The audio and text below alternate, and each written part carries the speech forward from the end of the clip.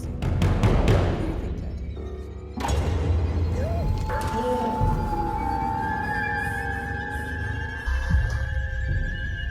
Could you open the door?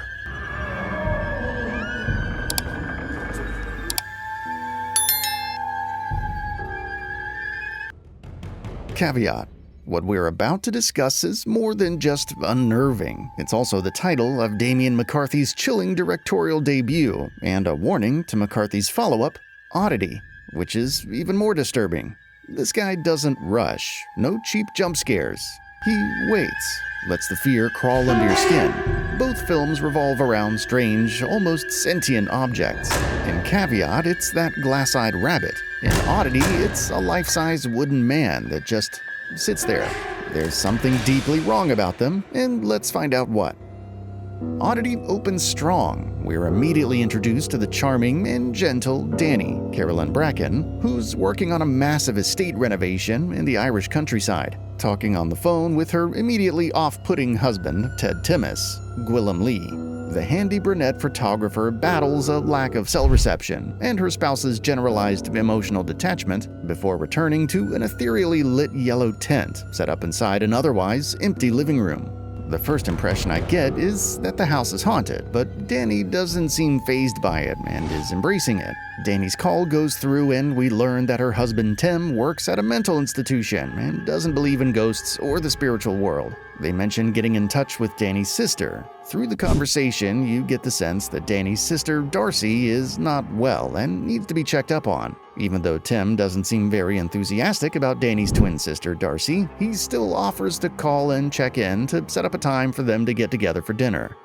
Now, Tim works nights, and Danny is usually alone at the house. While it's dark outside, Danny hears noises and gets a bang on the door. Olin Boole meets Danny through the peephole, a terrifying-looking man who has one eye that's artificial and has been a patient at the facility Danny's husband works at. Could you open the door? What do you want? You're in trouble. Even though Olin is very scary and a little aggressive, he seems very worried for Danny's safety, stating that while Danny went outside to her car to look for her phone, a man went into the house through the front door she had left open. Olin pleads that Danny needs to let him in so he can look around. For good reasons, Danny is very skeptical of Olin and threatens to call the cops. This is where things shift, because Olin actually encourages her to call the police.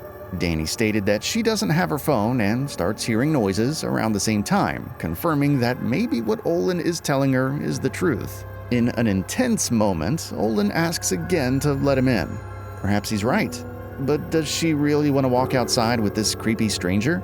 Surprisingly, the film jumps a year ahead, leaving us in suspense. We find out Danny was unalived that night, and the event is cloaked in mystery. Now comes Darcy, Danny's twin sister, who appears blind. Darcy is seen working at an antique store where she states all the items are haunted.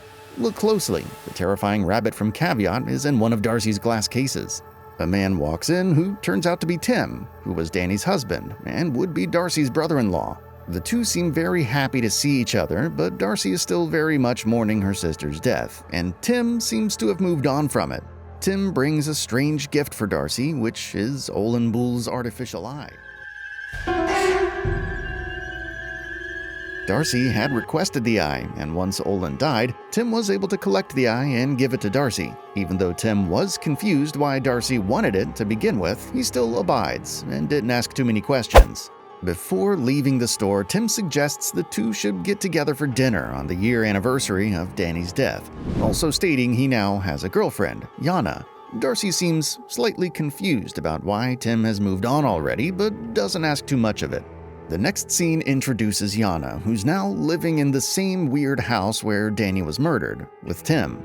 The dynamic between the two seems very much different than his relationship with Danny. Yana is not in touch with ghosts and paranormal activity like Danny was. And that seems to be the only similar trait that Tim and Yana share. Unexpectedly, a car pulls in and drops off Darcy. You said I should visit on Danny's anniversary.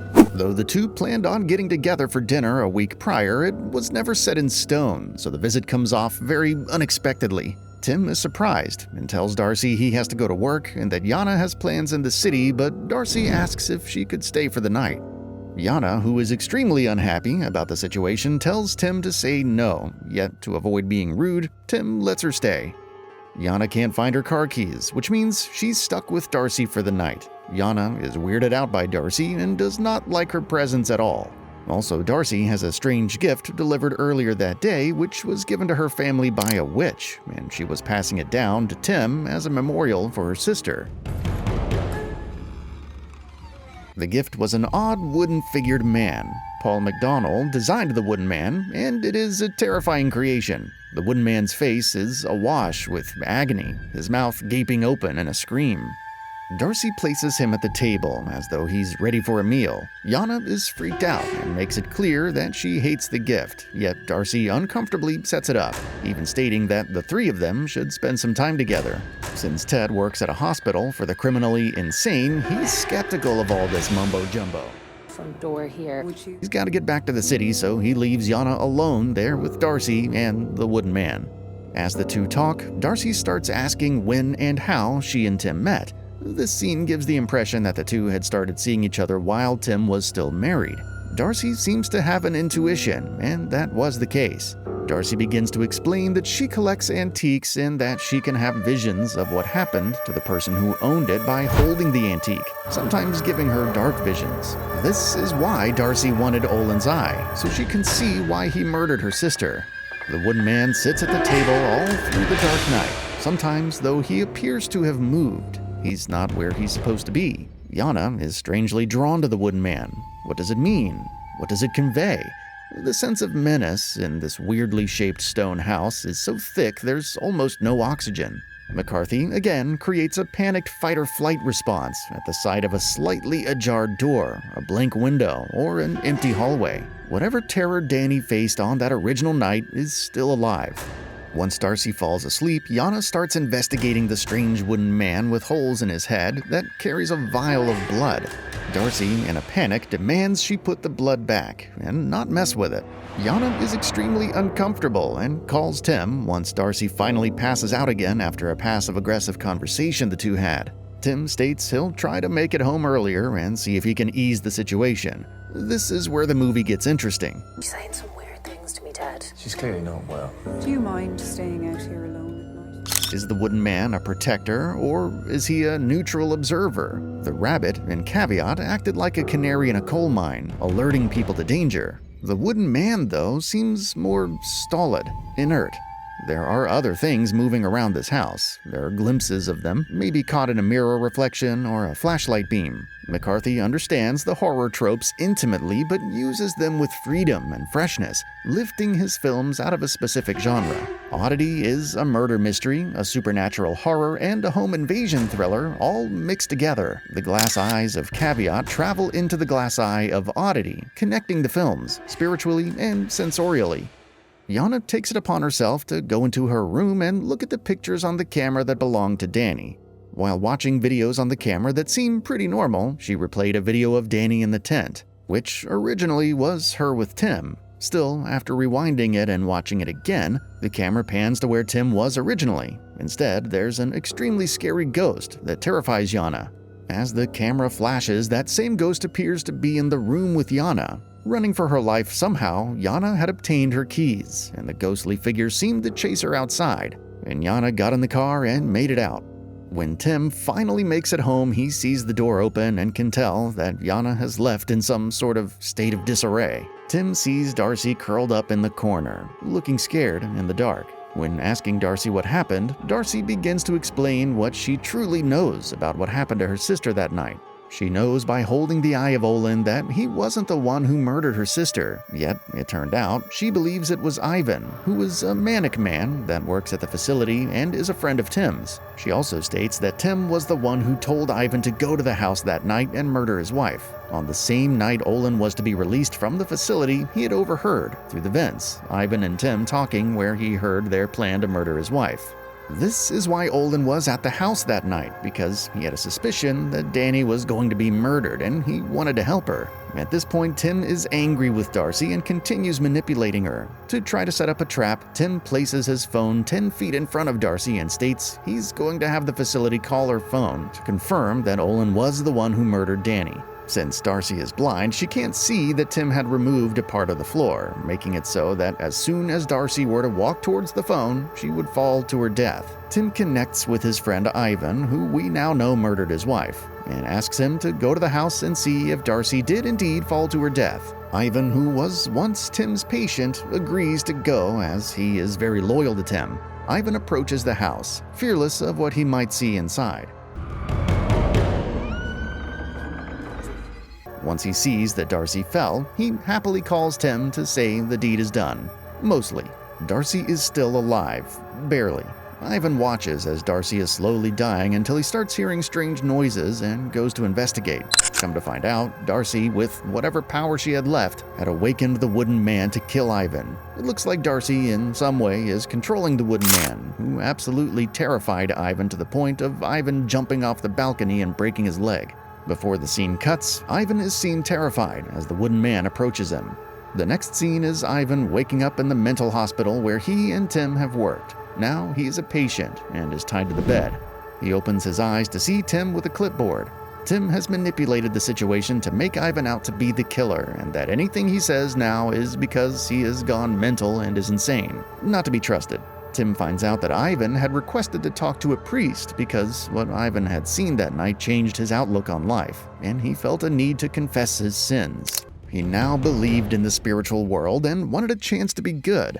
This is where we see that, all along, Tim is very evil. Ghosts and spirits don't scare Tim because he's a soulless being who is probably as cruel as it gets. The scene ends with Tim letting a patient who was a cannibal escape into Ivan's room where he's being held, where you see him start to eat Ivan alive. The movie ends with Tim looking at a bell that Darcy had left him. Earlier in the movie, Darcy explained that if you rang the bell, a bellboy would come running towards you and would kill you. Tim confronts the bell and finally rings it, and nothing happens, which makes him laugh, continuing to think he's untouchable. The last scene is the bellboy standing next to Tim while he's laughing, and Tim doesn't notice. Horror craft. The movie was overall scary and creepy. Damien McCarthy doesn't rely on gore or cheap jumps to get under your skin. Instead, he weaponizes stillness like it owes him money. The scariest scenes are the ones where seemingly nothing is happening. A closed door, a hallway just out of focus, or a static frame that dares you to blink first. You expect something to move, and sometimes it doesn't. That anticipation, that's dread, and McCarthy squeezes it for all it's worth. The wooden man is a triumph in horror design. Unlike the rabbit from Caveat, which twitched and stared, this life-size horror is inert until it isn't. It sits, it looms, it gives nothing away. You never see it move, but you know it did. This taps into primal fears, mannequins, statues, anything humanoid that isn't supposed to come alive. And when it finally acts, it does so without warning or spectacle. There's no build-up, just the sheer terror of knowing you were never alone. Then there's the house itself, which is its own character. In Caveat, the house was being sucked back into the earth, choked in vines and mold. The house in Oddity is a square-shaped structure with an interior parking lot/courtyard, and its renovation has turned it into a work of wonder. An interior balcony stretches above the lower floor. It's not easy to maneuver around in this space. The characters can't bolt for the door without exposing themselves. McCarthy uses the single settings of his films with sensitivity and creativity. Production designer Lauren Kelly, whose work includes the recent Are You Not My Mother, has done a superb job tricking out this stone house in ways that make it a very specific place, a place we've not seen before in film. Gifted cinematographer Colm Hogan makes gorgeous use of shadows illuminated by a fragile flashlight beam, the stillness of spaces, and the tension of a static frame. It's a fraught space where anything can happen. The actors are all excellent, with Bracken in particular standing out. She pulls off a double act as twins Danny and Darcy, and it's a showcase of controlled contrasts. Danny is all warmth, openness, and spiritual curiosity. Her presence feels light, even when surrounded by darkness. Darcy, on the other hand, is steel wrapped in silence. She's blind, but her insight cuts deeper than sight ever could. The fact that you never see the twins together, yet never doubt their bond, that's Bracken doing some elite-level psychological sculpting. Darcy never plays to the stereotype of the blind seer. She's not spooky for the sake of it. Instead, she carries herself with eerie precision. Her words are deliberate. her pauses surgical. There's a subtle anger beneath her calm that grows with every scene, and when she finally reveals the truth to Ted, it hits like a trapdoor opening. Gwillem Lee, like Ted, is a masterclass in concealed menace. On the surface, he's the picture of rationality, calm, articulate, impossibly reasonable. But there's a coldness behind his eyes that grows more chilling the longer you watch. You believe him because you want to believe him, which is exactly how real sociopaths work. His slow unraveling into a remorseless monster is so grounded it's disturbing. Caroline Menton's Yana starts off as detached and maybe even a little annoying, but her performance evolves with the film. As her skepticism erodes and fear takes over, she becomes the audience surrogate, panicking in ways that feel earned, not exaggerated. Her eventual confrontation with the ghostly footage and the wooden man is one of the most psychologically intense parts of the film. No one overacts. How could all this end without tipping into cliché? We know Darcy has been right all along. We know Ted is a little sketchy. We know the house is weird. We might know how things play out. I won't say more than this. The final frame is so perfect, it exceeds expectations. The moment is a callback, but also a glimpse of the future. It makes me wish I had seen Oddity in a packed midnight show. McCarthy does the hardest thing of all. He sticks the landing. Overall, I give this movie a 6.5 out of 10. The storyline was good, but the movie was a little short, leaving out key details that could have answered more questions. One being, what was the ghost that Yana saw? It didn't look like Danny, and it was never explained, even though it was the scariest and most memorable scene in the movie. The wooden man was scary until it started walking around, which personally removed the scare factor for me. I give this movie an 8 out of 10 on a fear factor score. It was creepy and not too overplayed. There were constant moments where I had to actually remind myself that it's just a movie and none of it's real, keeping me on edge the whole movie. It's not one I'd watch again, but I definitely recommend it to scary movie fans. The special effects weren't as much as you see in most scary movies nowadays, and the simplicity made the movie very creepy. If you crave horror that doesn't just scare you but disturbs you, that lingers in your bones like a cold draft, Oddity is a must-watch. Until next time, keep your bells unrung. Just joking, please ring that bell icon, subscribe, and let us know which horror we should dissect next.